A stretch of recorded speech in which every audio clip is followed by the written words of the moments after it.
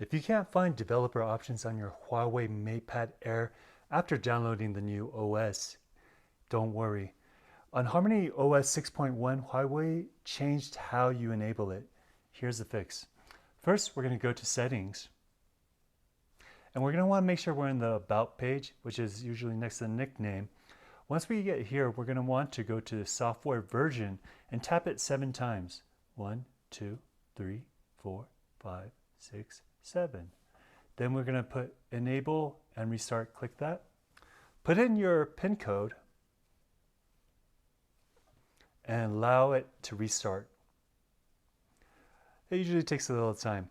Now, prior to the newest OS 6.1, when it was 4 or 5, the settings were all different. So then it was harder to. That's what makes it harder to find on the newest OS for developer options. But let's just go ahead and wait for it to restart, and I'll show you where it is. Okay, so it's restarting now, and it will allow developer options, or turned on developer options. We're going to go ahead and put in our PIN code again. Okay, so now let's go ahead and click Settings. We're going to now want to go to System, and this is where you will find developer options on the bottom here. So normally, if the developer options are not turned on, it will not be in the Systems menu.